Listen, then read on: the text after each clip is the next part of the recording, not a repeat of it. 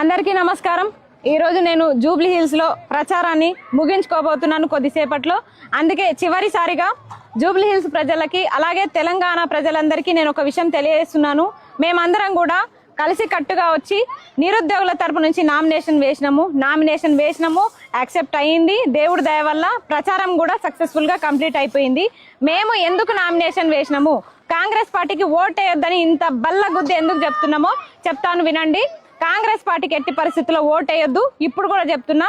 ఎందుకంటే నిరుద్యోగులకు ఇచ్చిన హామీలు, ప్రజలకు ఇచ్చిన హామీలు, మేము ఏ జీవోల వల్ల అయితే నష్టపోతున్నామో వాటికి సర్వే నంబర్లని పేరు పెట్టడము, ఇవన్నీ అవగాహన లేని ఎమ్మెల్యేలు, అవగాహన లేని విద్యాశాఖ మంత్రి, అవగాహన లేని ముఖ్యమంత్రి వీళ్ళున్నంత కాలం ఈ తెలంగాణకి దౌర్భాగ్యం ఇట్లే ఉంటది, మన బతుకులు ఇట్లే ఉంటాయి। కాబట్టి ఖచ్చితంగా కాంగ్రెస్ పార్టీని ఓడగొట్టండి। ఈ రోజు కూడా అదే చెప్తున్నా, స్వతంత్ర అభ్యర్థినైనా నన్ను గెలిపించండి అని చెప్పేసి నేను కోరుకుంటున్నా।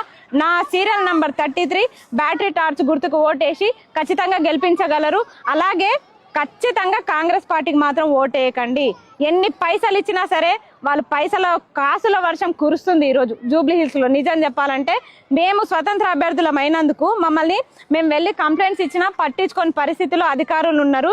సరే ఎంత పంచుతారో పంచుకోండి, మా ప్రజలే దీనివల్ల లాభపడతారు కాబట్టి మాకు ఎలాంటి ఇబ్బంది లేదు। 2 సంవత్సరాల పైసలు కూడా వసూలు చేసుకోండి, కానీ ఓటు మాత్రం మాకే వేయండి।